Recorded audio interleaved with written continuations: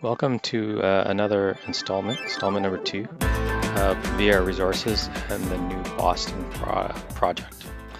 So last time I talked a bit about the core and kind of like made my own interpretation, kind of explained it, but I would like to give a huge kudos to Goldfinger here, who after I did my video, had a video interview with management, both Justin and Gunning.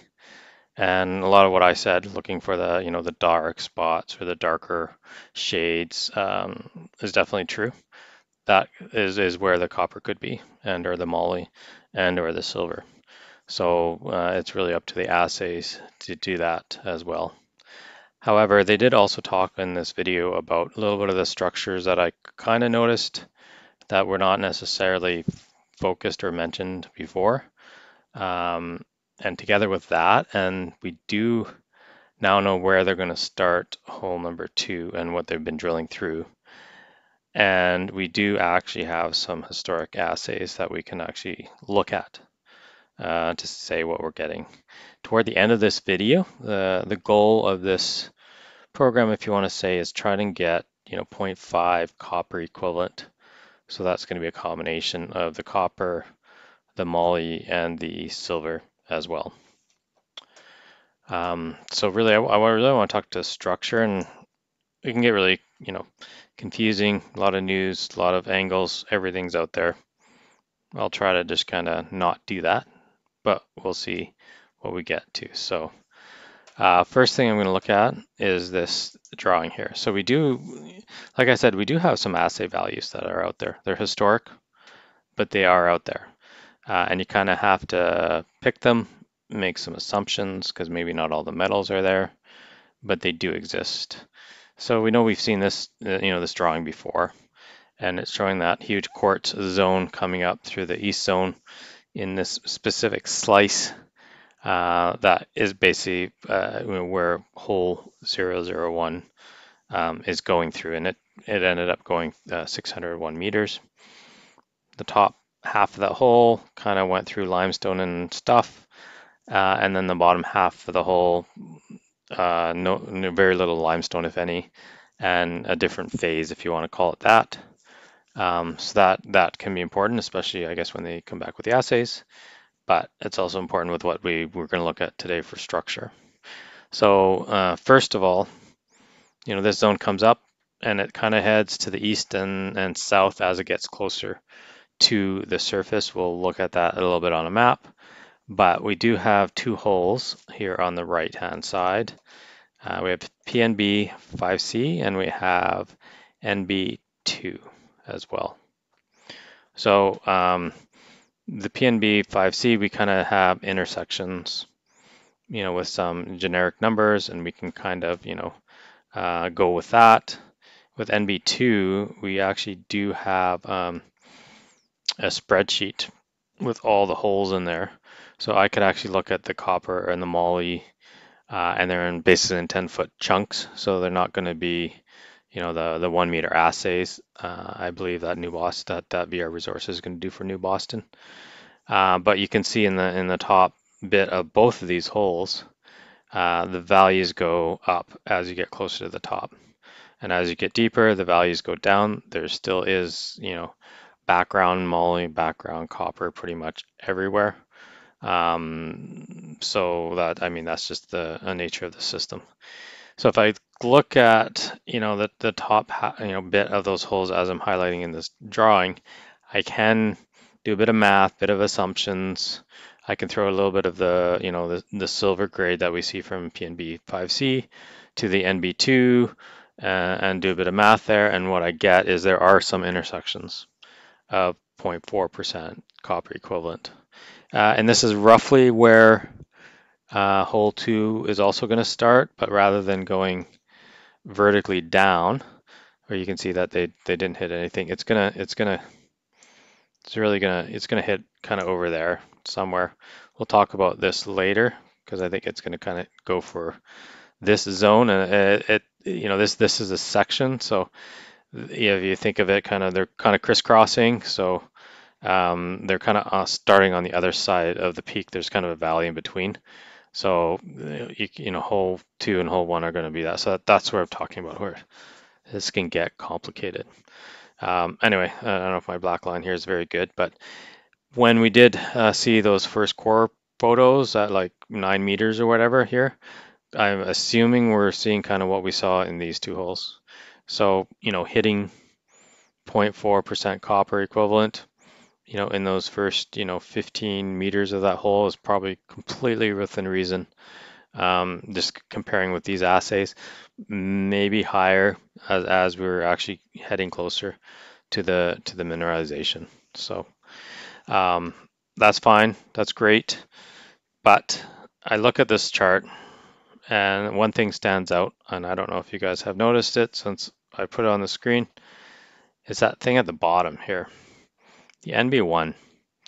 I believe they went through some grades at the top and then nothing really, released. We're still going with these blank numbers here.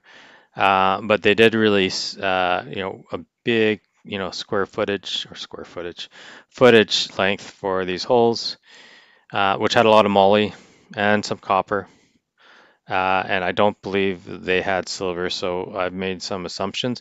But basically, when you start adding it up, you can get up to 0.5% copper equivalently, which is what Gunning and Justin mentioned at the end of that call to say, hey, that's kind of what we're targeting. That would make this project go even further. That would get some close eyes. So you look at this and go, okay, well, NB1 was actually really close to the Drillhole 001 by VR Resources.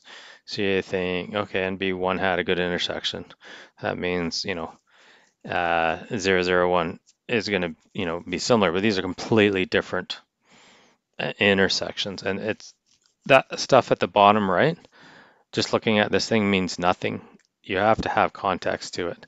And it's huge context actually.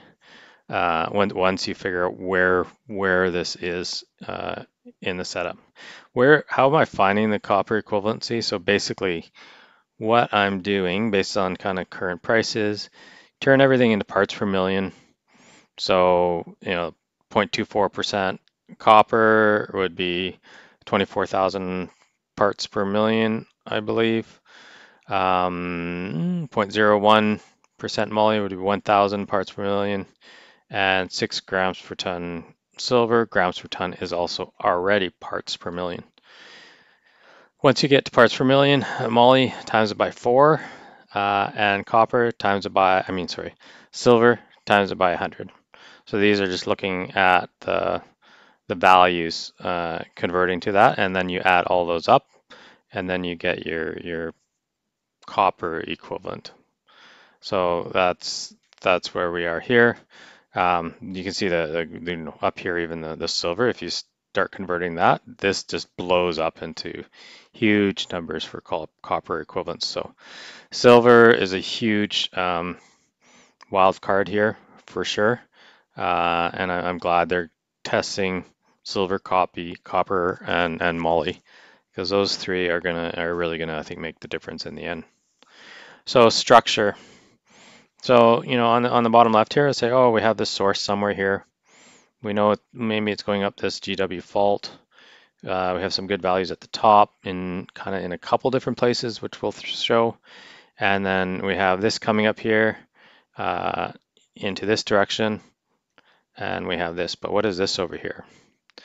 So I'm going to pull over this drawing here. And so now we're looking at plan view instead of just a slice down the middle. You can see the collars 001, and then this is NB1 over here. Okay. So what was mentioned and what I saw before is this, what we'll say is a very tight vertical structure, through here, and you can even see it on here, and it kind of goes around the corner. So this triangle here is really a forcing structure, and it's forcing this structure through here. So what they're drilling hole 2 is they're heading over here in this direction here. So yes, they're going to go through this target, this east zone target that 001 went through, but they're looking beyond that. So this one, is interesting here, the boundary fault here, because if you look to the south, that's where the CCT zone is, and we know there's a lot of stuff on the surface, probably being fed by that. We know there's the GW zone here at surface. So this whole fault here is feeding material up through that fault. If we go into that rock, so this rock basically came somewhere around here, and you can see that it's 0.26% copper, this chunk here, 0.14% moly. So if we just do a bit of math there, okay, so we got 2,600 parts per million copper plus, and then we have 1,400. So, but I'm going to do that. So, we do 1,400 times 4 plus 2,600. So we're already at 0.82% copper. Okay. So this thing looks, you think it'd be more than 1% copper. So we have 8,200, but then if we do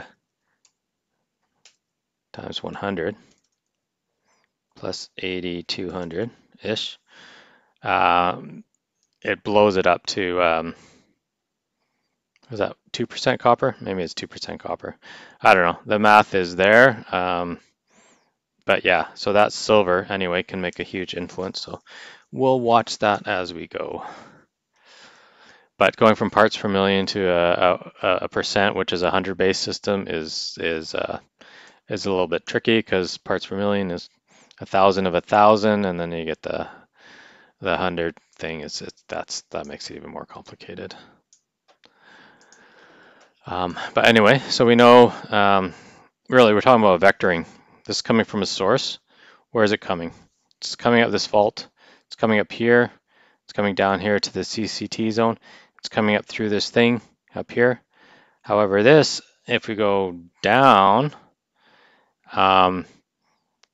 this goes quite far down. And this, if we think of this structure here, if there's a source here, what we could have is basically mineralized zone through here. And that is basically what I think we're seeing here deep down.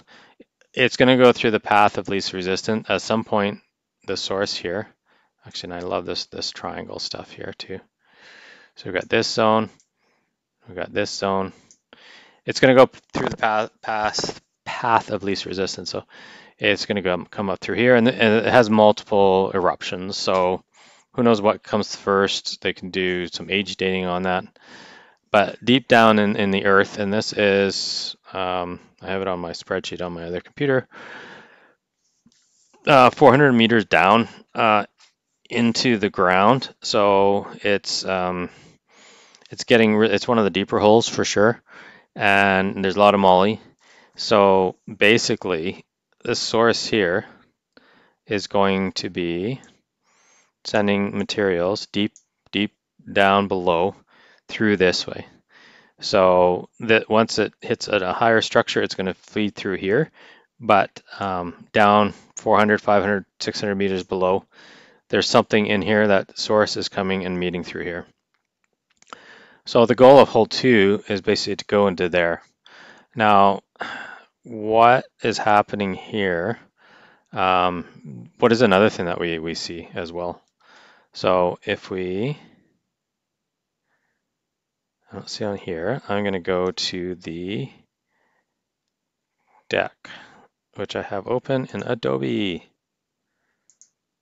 Okay, lots of data here. This is definitely where it can get confusing. You see NB1 is right there, but what is telling is really this chart here. So this chart is a bit confusing because it's highlighting some outlines of magnetic anomalies on what looks like a color-coded magnetic map, but the color coding that you see everywhere is actually just a potassium, thorium, radiometric, and has nothing to do with the magnetics at all. So the potassium, thorium is basically more of what it's seeing on the topography on the surface, how it's seeing a lot of potassium in this area. But these actually come from another map. These boundaries here come from a different magnetic map.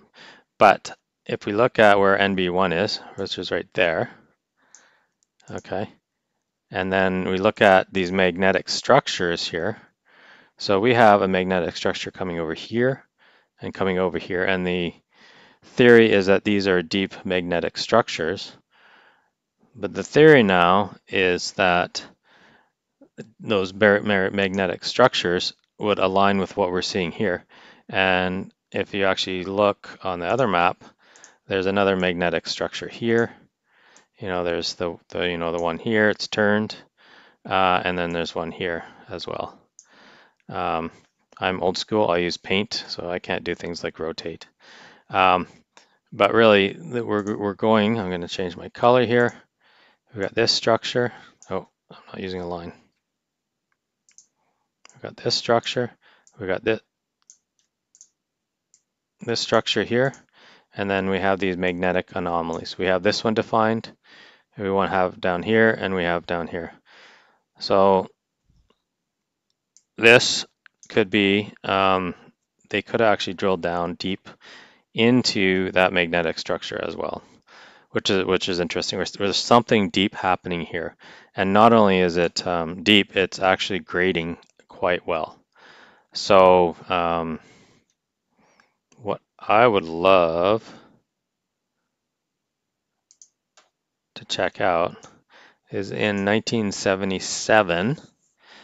This is at one of the Nevada institutes of, we're going to store core samples or broken up samples for your projects, and we're going to store them. So Bear Creek sent some of their samples to this location.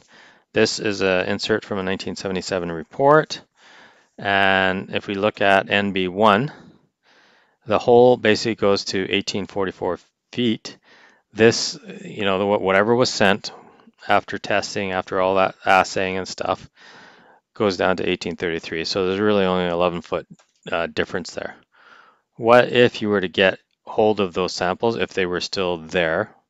I don't know if they destroy stuff after a while, but that was 47 years ago or so. But what if you actually went and got the very bottom of those samples, whatever condition it is, and tested the magnetic properties of that? That would be an interesting test. Now the anomalies are a little bit to the north of NB1, but now let me bring up Google Maps here. So this is drill hole number 1 here that goes this way. Drill hole, hole NB1 is going to be somewhere around there. So the magnetic anomalies is going to be somewhere around here, around the corner, deep into the ground. That structure is going to be somewhere around here. I'm not an expert at geophysics, but when you fly a plane, you're not going to fly the plane 50 feet above the topography up and down. You're probably going to fly a geometric survey, geophysics survey at some flight altitude. So I imagine that because there's a huge difference in topography here in that specific area, I'm not, the magnetic anomalies are basically just giving you a target, but could the fact that there's a mountain there angled, that's just a rough target.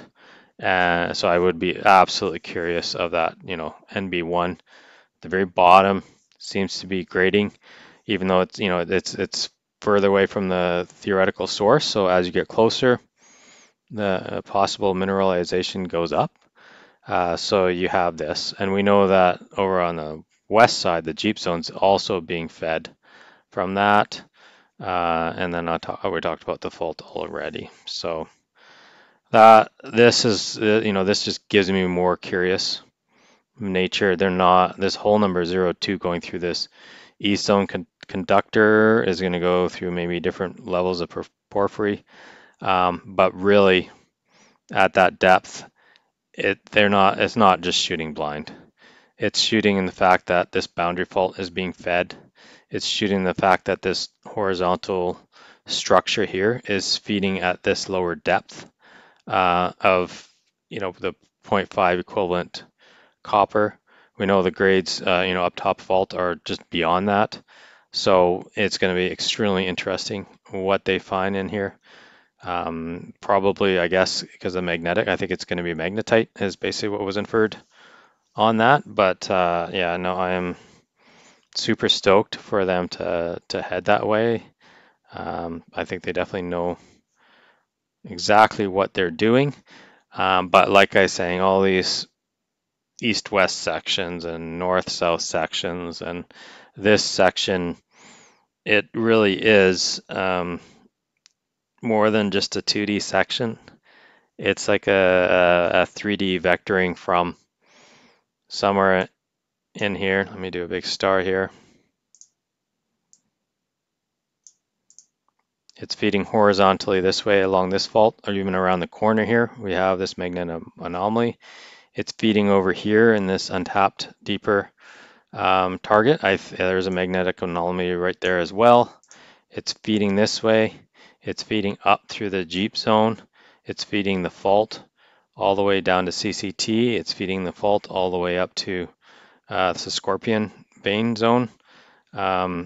So yeah, this thing is very squeezing through everything. And then if you go further southeast, you have the K mine, which has adits and tunnels and a lot of like the multi 3 to 5% copper grades plus coming out of there in small tonnage. So there's veining that ended up there that deposited a lot of metals. But yeah, absolutely. I mean, we're waiting for assays with hole 001, and I think that's basically we don't know what to expect because that specific conductor, where it's going through and how that hole was designed, it is really just like, let's see what it looks like. With hole 002, we have a good idea now what the start of the hole is going to look like. We don't have a good idea what the east zone conductor is because, again, it's going to go through somewhat similar new rock that 001 has gone through. But we do have an idea now with the NB1 what we're looking at for equivalent or maybe higher grades when it does hit this zone past that conductor. So it's kind of ironic that we do have more information on what it's going to deliver assay-wise at the end of that hole than we actually do have when it does this massive, whatever, 400, 500, 600 meter intersection cross through the east zone conductors. I'm hoping it sees multiple layers of porphyry eruptions along the outer edges, but it's definitely, when Justin says it's going to get interesting when we go here, this up here is what makes this over here interesting. And I'll show you again, this on this section, it sure looks like it's just out of the blue, not really relevant for what they're doing. It is 100% relevant to where drill hole number 002 is targeting. And if we follow this arrow through to where 002 hole is heading, if that grade goes up as we get there, that's going to be amazing. And I suspect it'll be at least that as you go through here. And I bet you if you space this out, drill down here 25 meters, 50 meters, drill on the other side, follow that magnetic anomaly, you get a grade through here as well. So that's pretty cool. And that's kind of this bottom right was definitely the aha moment for me in that trifecta zone. I really like trifecta zones. this was I think the icing on the cake of, yes, we actually do have assays that we can actually compare to what we see there. We have the assays at the top, but that's a far distance from that. I would almost surmise that this is actually closer. We see more moly as we go down, so I expect there's going to be moly here, and we'll see what copper, and then silver again is the wild card. That could really be the money winner here if we get some higher grades of silver as well. So definitely hole 002. If nothing else, it's going to be a lot more dynamic. It's going to go through a lot more zones, especially either at the beginning and at the end. But I am hoping that as it goes through the main east zone as well, that we're going to see multiple zones as well. So hopefully that's a bit of a show and tell of the structure, and I'm super stoked to see what's at the end of hole 002. Biggest red flag for me at this point, it's a success if they can get through the east zone and get some of that data. It is a long hole. There's no guarantees in this world, so I hope they can go to that trifecta deep in the earth and succeed on this program. That may not happen. We'll have to see over the next 4 to 6 weeks, I guess, maybe sooner. But with the bigger steel diameter that they're using, I hope that increases the odds significantly that they do reach this target, because I think this is going to be a big one for this project, affecting the interpretation of the entire zone. New Boston, Jeep, the Blue Scarn far down the line, K-Mine, that whole area is being fed by something deep. And the East Zone Conductor is just one of those outlets. I think maybe the people assume that, oh, this is going to be the source that's feeding everything. No, it's really just feeding the some of the limestone and pushing that a bit further to the south. Something deeper is feeding the fault, is feeding the East Zone, horizontally feeding down, maybe along those magnetic anomalies, along that structure, and then we have more structure. So all that liquid is coming up. We know there's tons of quartz in the East Zone, so that just tells you how much liquid magma fluid has come through this entire area. So I will leave it at that. Another basically half-hour video. I'm all for logic, so I try to make logic fit where it fits, and if it doesn't fit, I try to highlight it as a red flag. So there you go. Thanks, everyone.